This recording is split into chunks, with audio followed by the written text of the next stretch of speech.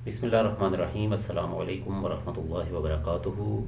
ये अल्लामा Iqbal open university के नाम से एक अलग से सीरीज़ बनाई गई है और इसमें आपको असाइनमेंट्स सॉल्व करने के हवाले से गाइडेंस प्रोवाइड की जाएगी। ठीक है, इसका ये मतलब नहीं है कि यहाँ पे आपको बनी बनाई असाइनमेंट्स मिलेंगी, वो तो आपको नहीं मिलेंगी, लेकिन एटलीस्ट आपको समझ आ जाएगी कि असाइनमेंट में पूछा क्या गया है और आप उसको हल कैसे कर सकते हैं।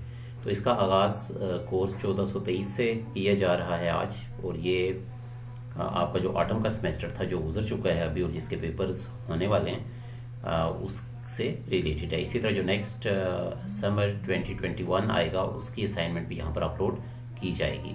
फॉर देट रीज़न आप लोगों ने ये करना है कि इसको गौर से देखें, चैनल सब्सक्राइब भी करें और दूसरे जो आपके कोलीग्स हैं, फ्रेंड्स हैं, उनको आगे शेयर भी कर दें ताकि ये दूसरों के लिए भी आसानी का बायस हो, उनको भी इससे कुछ फ़ायदा हो।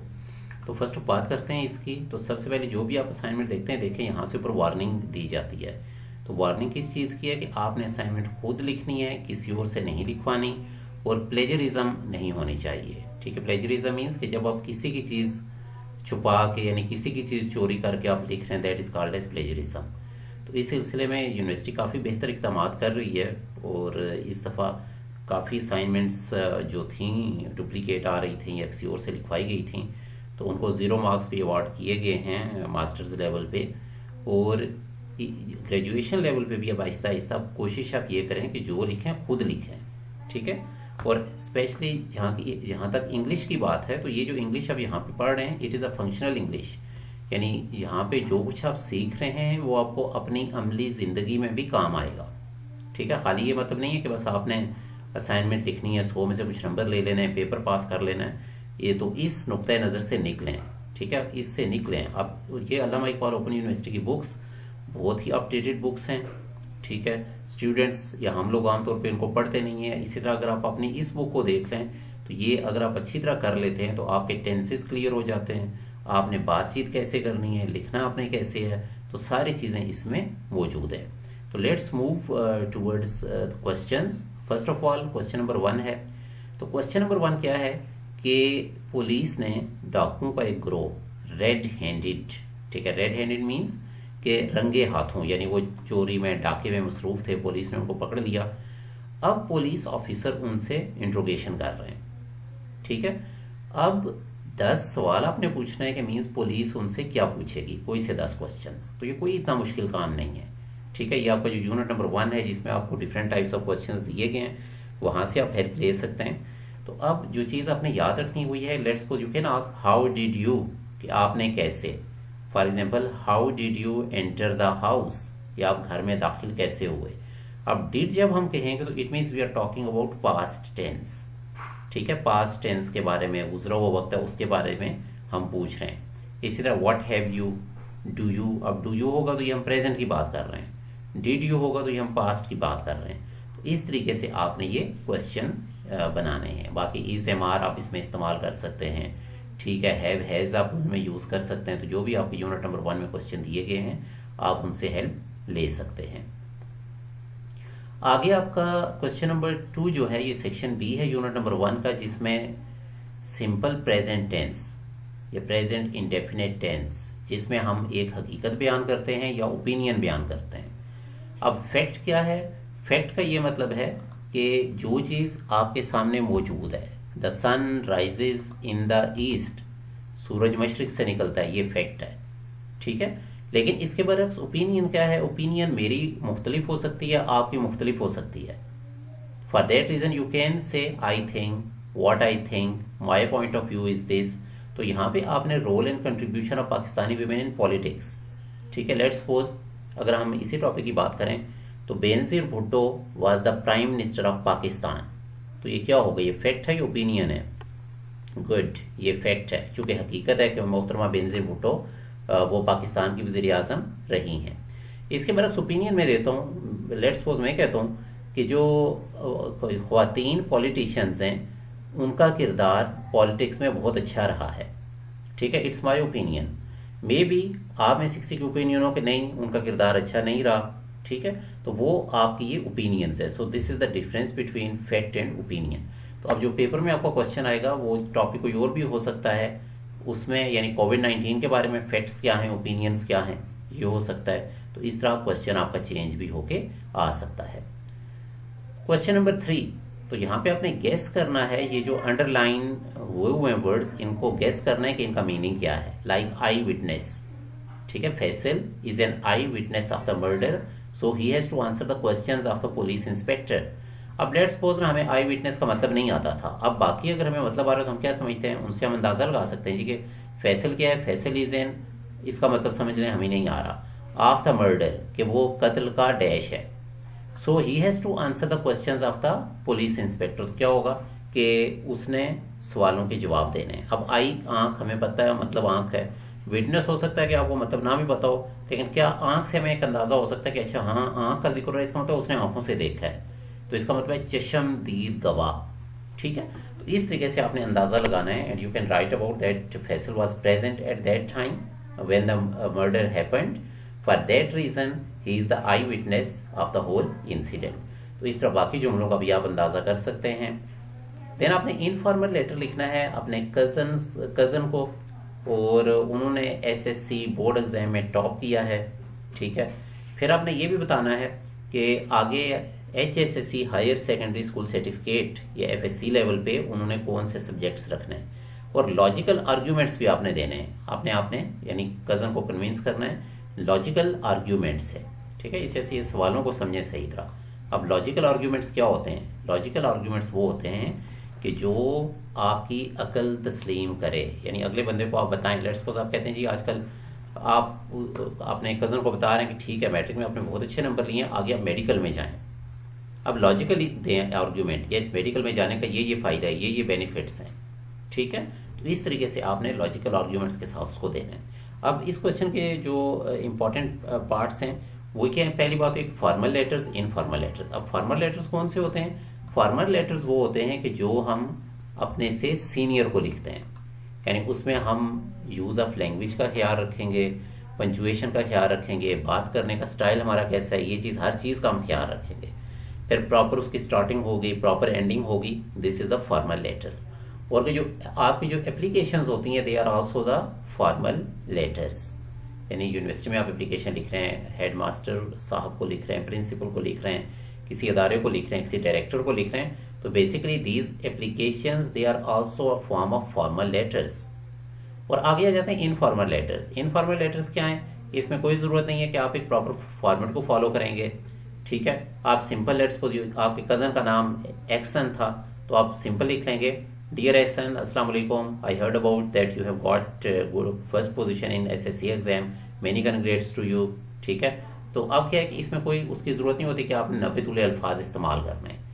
इसी तरह फॉर्मल लेटर्स और टू द पॉइंट होंगे, जो बात आपने करनी है खाली वही। लेट्स सपोज जैसे एग्जांपल मैं आपको देता हूँ, आप स्कूल्स कॉलेजेस में पढ़ते रहे हैं, तो जब आप एप्लीकेशन लिखते हैं प्रिंसिपल के नाम, तो कभी भी आप ये नहीं लिखेंगे अस्सलाम वालेकुम प्रिंसिपल साहब, how are you, I am fine, today the weather is not good, okay, ये बातें हम नहीं लिखते। हम क्या करते हैं? टू द पॉइंट, मसलन this is the reason I want, I expect और I request you to grant me the leave, okay.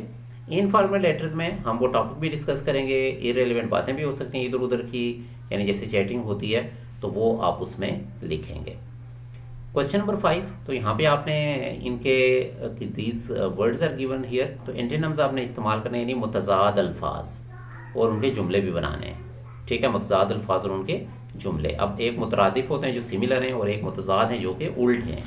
तो यहाँ पे आपने एंटीनिम्स यानी जो सिनोनिम्स होंगे वो सिमिलर हैं, एस से आप बेशक वर्ड याद रखें, एस से सिनोनिम, एस से सिमिलर, वो आपको अगर भूलने का खतरा होता है तो इस तरह भी आप उसको याद कर सकते हैं। Next question number 6 is there, तो 2 बुक्स हैं। देखें कोई भी जो बुक हमारे सामने आती है, हम एक ऊपर से उसका टाइटल देखते हैं तो एक अंदाजा हो जाता है कि इस बुक में क्या होगा, ठीक है।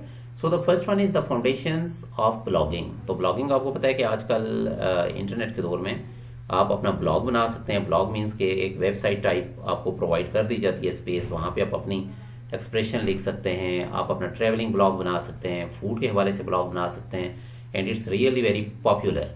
और आप लोग भी जो यहाँ पे, चूंकि आजकल छुट्टियां हैं आपकी कोविड की वजह से, तो जो लोग घरों में बैठे हुए हैं वो लाजमी इस तरफ आए, ठीक है, फ्रीलांसिंग की तरफ आएँ। वो मैंने वीडियो ऊपर पीछे अपलोड की थी, वो देखें, व्हाट इज़ फ्रीलांसिंग, इसी में बैक साइड पे आपकी पड़ी हुई है, तो वो देखें। और स्पेशली डीजी स्किल्स, उसके एडमिशन्स भी होने वाले हैं, 3 तारीख से स्टार्ट होंगे, उसमें भी आप लोग लाजमी एडमिशन लें। वहाँ से आप सीख सकते हैं ब्लॉगिंग क्या है, यानी घर बैठे बिठाए आप अपना खर्चा कवर कर सकते हैं। तो फाउंडेशंस ऑफ ब्लॉगिंग। अब अगर लेट्स सपोज अगर तो आपको ब्लॉगिंग का पता है फिर तो ठीक है, अगर ब्लॉगिंग का नहीं पता तो फिर क्या करेंगे, आपका क्या ख्याल है, क्या करना चाहिए? ठीक है, गूगल से सर्च कर लें व्हाट इज़ ब्लॉगिंग, वो आपको बता देगा जी ब्लॉगिंग ये होती है, ये चीज़ है। अब फाउंडेशन होता है बुनियाद, तो क्या मतलब है कि हम एक अंदाज़ा कर सकते हैं कि ये किताब बेसिकली हमें बेसिक इन्फॉर्मेशन देगी, ब्लॉगिंग है क्या, क्या उसका फ़ायदा है, हम क्या कर सकते हैं। और दूसरी बात यह कि ये देखें टाइटल से भी आपको अंदाज़ा हो रहा है कि क्या है। अब देखें ये बंदा जो है बड़ा रिलैक्सिंग वे में बैठा हुआ है, ये हाथ नज़र जो आ रहे हैं सामने, आई थिंक सो कोई चाय या ग्रीन टी का कप पड़ा हुआ है, इधर में भी शायद खजूरें पड़ी हुई हैं या कोई और खाने पीने की चीज़ है। तो it means the person is in a very relaxing mood, ठीक है, टेंशन में नहीं, आराम से बैठा हुआ है। इट मीन्स कि you can do blogging from the comfort of your home. ठीक है, आगे आ गया द अंडर अचीविंग स्कूल। तो ये बहुत अच्छी बुक है, इसमें आर्टिकल्स दिए हुए हैं, ये अगर आप लोग खुद पढ़ सकते हैं तो ये पढ़ें, नेट पे भी अवेलेबल है। इसमें बेसिकली उन्होंने आर्टिकल्स दिए हैं कि बच्चों को अच्छे तरीके से पढ़ाया कैसे जा सकता है, यानी 2 चीज़ें, एक है स्कूलिंग और एक है लर्निंग। स्कूलिंग क्या है, जस्ट आप स्कूल गए वापस आ गए, लर्निंग क्या है कि आप कुछ सीख रहे हैं, तो ये अच्छे तरीके से आप सीख कैसे सकते हैं, तो ये एक इजीली उसमें आप मैनेज यानी वो उसको पढ़ सकते हैं। ठीक है, क्वेश्चन नंबर 7, तो ये पैराग्राफ आपका दिया गया, आपने इसको आंसर करना है। तो इसका आसान तरीका ये होता है, पेपर में भी आपका ये पैराग्राफ आएगा और मुख्तलिफ पैराग्राफ होगा, उसमें एक अच्छी टेक्निक ये है कि पहले आप क्वेश्चंस पढ़ लें, यानी ये पैराग्राफ पढ़ने से पहले आप क्वेश्चंस पढ़ लें और इनको समझें, आपको एक अंदाजा हो जाएगा कि इनमें क्या चीज़ है। Let's suppose we are talking what should be the ultimate aim of education according to Aristotle. Aristotle के मुताबिक तालीम का एक आखिरी मकसद या हतमी मकसद या उसका असल मकसद क्या होना चाहिए। तो हमें पता चल गया कि इसमें एजुकेशन की वो बात कर रहे हैं, अल्टीमेट एम की बात कर रहे हैं, एरिस्टोटल का जिक्र भी आ रहा है। ठीक है, अब क्वेश्चन नंबर 4 हम देखते हैं, what is the difference between theoretical and practical aspects of subject. कि कोई भी आप सब्जेक्ट पढ़ रहे हैं तो उसका थ्योरेटिकल क्या है, प्रैक्टिकल क्या है। थ्योरी मीन्स आप थ्योरी उसको देख लें, प्रैक्टिकल मीन्स कि उसकी अमली सूरत क्या है, तो वो भी आंसर इसने यहाँ पे दिया हुआ है।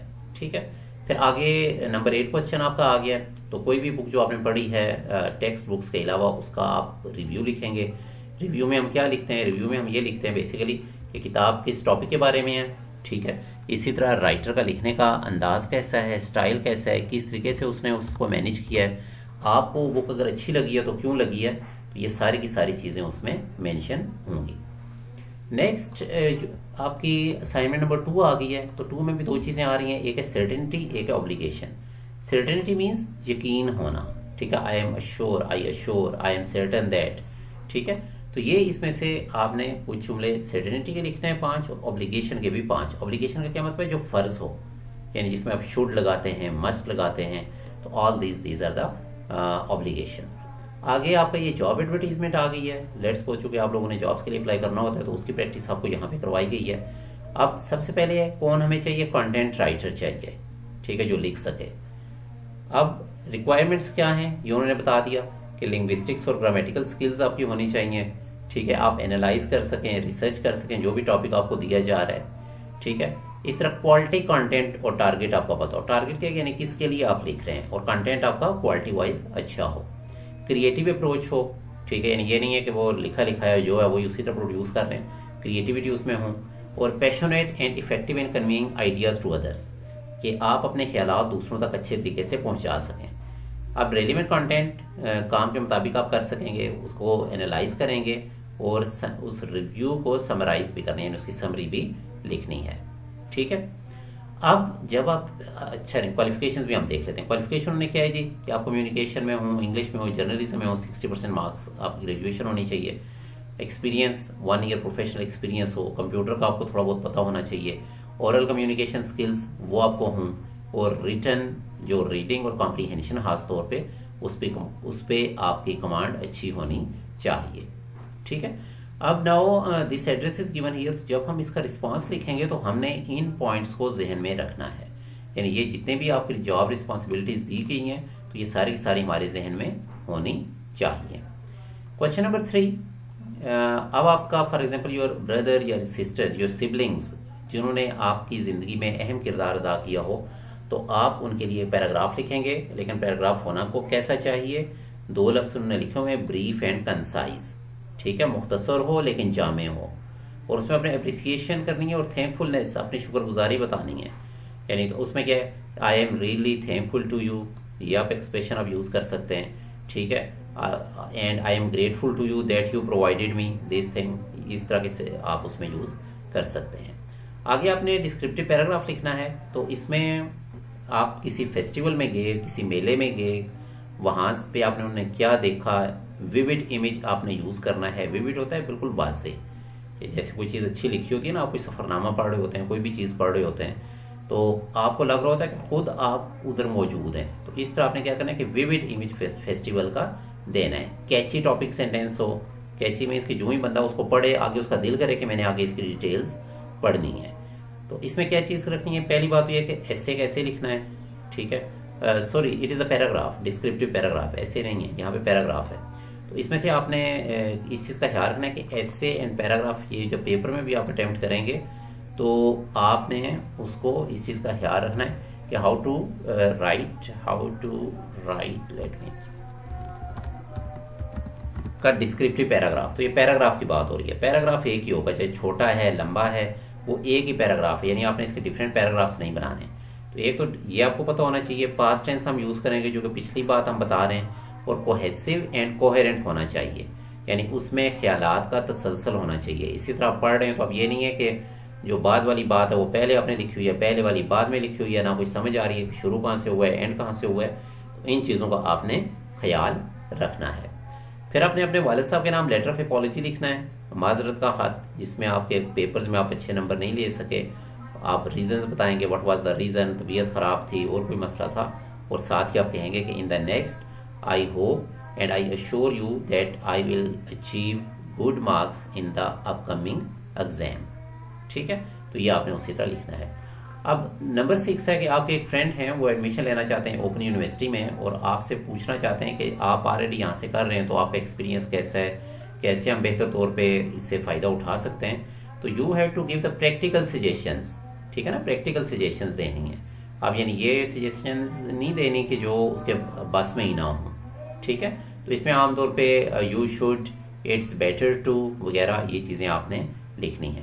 लास्ट वाला आपका ऐसे है, यूज़ ऑफ पब्लिक ट्रांसपोर्ट, और परसुएसिव ऐसे है, ये ऐसे की टाइप्स आपने की हुई हैं। परसुएसिव ये होता है कि जिसमें आप अपनी बात की तरफ माइल करते हैं दूसरों को, ठीक है, यानी आप माइल करते हैं कि ये इस तरीके से।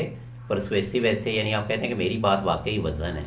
मसलन let's suppose use of public transport, आप लोगों को ये कहना चाहते हैं हमें पब्लिक ट्रांसपोर्ट यूज़ करनी चाहिए, तो क्या होगा, आप इसमें यूज़ करेंगे कि these are the benefits, means it's economical, it's easily available, this is the reason that we have to use the public transport, ठीक है। तो ये परसुएसिव ऐसे आपने लिखना है, और ये 20 मार्क्स का है।